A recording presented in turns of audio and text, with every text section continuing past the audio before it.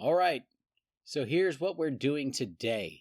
No plan, no script, no neat little category to keep this contained. Just something that caught my attention and refused to let go, which usually means there's more to it than it seems.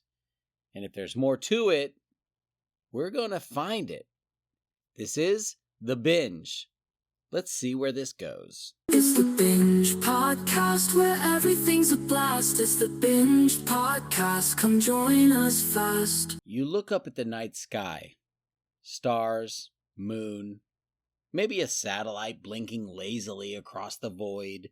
Peaceful, infinite, majestic. Wrong. It's a junkyard.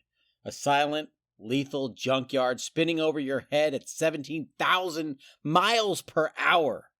Welcome to orbit, the ultimate dump site. Humanity has been hurling metal, rockets, satellites, paint flecks, screws, tools, hell, even lost gloves into space since 1957, and most of it never comes back, just floating there, quietly plotting to ruin someone's day. We call it space junk. Cute, right? Debris is more accurate. Millions of pieces, thousands big enough to obliterate a satellite. Millions smaller than a fingernail. Every single one traveling fast enough to punch a hole through your house if it somehow fell through the atmosphere intact. And it's not just hypothetical. In 2009, an old Russian satellite collided with an active Iridium satellite. Boom! Instant cloud of shrapnel. Hundreds of new projectiles zipping around Earth like insane fireworks of death. Astronauts joke about it in the cabin of the International Space Station. Watch out for that paint chip, they say. But it's no joke. A tiny fragment can ruin a mission, kill a satellite, or start a chain reaction of collisions that no one can stop. They even have a name for the worst case scenario, the Kessler syndrome. One collision triggers another, until low Earth orbit becomes a minefield, a permanent graveyard. No GPS, no satellites, no weather tracking, no communication, just us screaming into the void. Let's pause for a moment and think about scale. The largest single piece of debris in orbit? A spent rocket stage from a 1960s mission drifting aimlessly, a hulking steel carcass bigger than most apartment buildings, moving at bullet speeds. Now multiply that by hundreds, thousands, tens of thousands of smaller pieces, flecks of paint, lost bolts, shattered lenses, defunct satellites, every scrap a potential killer. And that's just the visible stuff. Tiny fragments, smaller than a fingernail, can still puncture satellites. They strike like invisible bullets, ripping panels, shattering solar arrays, and sometimes creating whole new clouds of debris. And here's the part that will make your blood run a little colder. No one can fully track all of it. We track tens of thousands of the larger pieces. The rest? Pure chaos. Random, dangerous, completely unpredictable. Let's talk humans. In 1978, the crew aboard Skylab had to dodge tiny fragments during re-entry. They weren't joking. Even small pieces could have punctured the pressurized hull, which means instant decompression, instant death. And it's not just astronauts. Entire industries rely on these satellites. Farmers, logistics companies, emergency responders, governments, scientists, everything. A single fragment hitting the wrong satellite at the wrong time can cascade into global consequences. You think losing GPS for an hour is inconvenient? Imagine losing communications, weather forecasts, and navigation systems simultaneously. Planes grounded, ships lost at sea, markets in chaos, hospitals depending on satellite-guided equipment cut off, and all because of a rogue scrap of metal no bigger than your thumb. The human part gets even weirder. In 2007, China destroyed one of its own defunct satellites with a missile, just for fun or demonstration. Immediate result? Thousands of new fragments all hurtling in orbit. Nobody asked, nobody warned, just boom. More death dust, more ghosts, And remember the astronauts? They have to maneuver around these fragments constantly. The ISS periodically executes collision avoidance maneuvers. Tiny fragments can trigger alarms, force emergency protocols, and put lives at risk. And still we launch more satellites, mega constellations, internet behemoths, corporate toys that add to the problem every single day.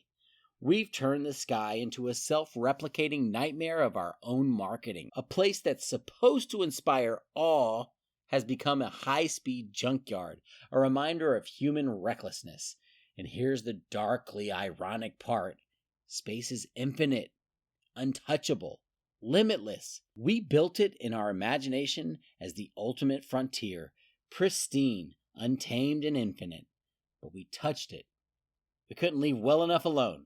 And now we're leaving fingerprints, rusty, lethal fingerprints, spinning above our heads, a cautionary tale written in metal, plastic, and paint flakes.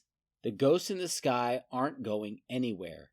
They orbit silently, waiting for collisions, waiting to cause chaos, waiting to remind us that even in the infinite void, humanity is sloppy, careless, reckless, and gloriously inventive. And when the chain reaction finally hits, one small misstep, one collision too many, the heavens won't just blink, they'll scream. So the next time you look up at a satellite or a blinking star, don't dream, don't imagine infinity, don't think of peace. Think of screws, lost tools, paint flakes, rocket stages, ghost satellites. Think of the invisible minefield above your head. Think of the fact that every time humanity launches a rocket, we're not just exploring, we're trashing the sky, leaving a trail of high-speed ghosts that could very well bite us in the ass someday. And the worst part? We keep doing it, because that's what we do. We innovate recklessly, we expand recklessly, we launch, we orbit, we ignore consequences. Space isn't infinite, not anymore. It's fragile, dangerous, and littered with the detritus of our own ambition. And one day, when something finally hits the wrong satellite at the wrong speed, well, the ghosts in the sky will have their revenge.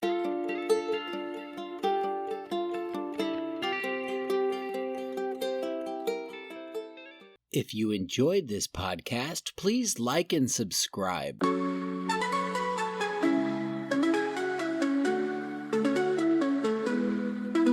in right now.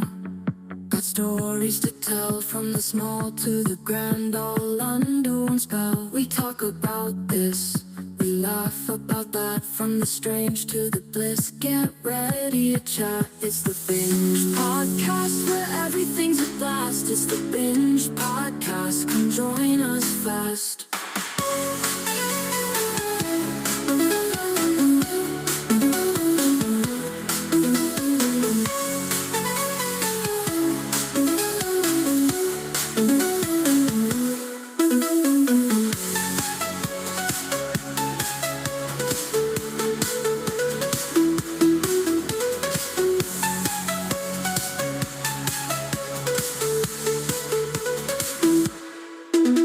Right now, got stories to tell, from the small to the grand, all under one spell. We talk about this, we laugh about that, from the strange to the bliss. Get ready to chat. It's the Binge Podcast, where everything's a blast. It's the Binge Podcast, come join us fast.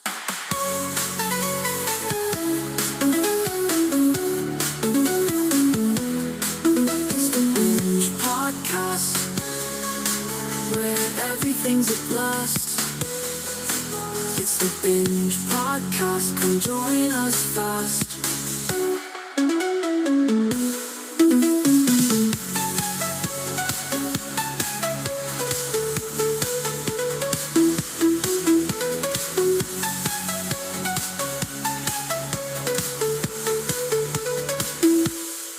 Tune in right now. Got stories to tell, from the small to the grand, all under one spell. We talk about this, we laugh about that, from the strange to the bliss. Get ready to chat. It's the Binge Podcast, where everything's a blast. It's the Binge Podcast, come join us fast.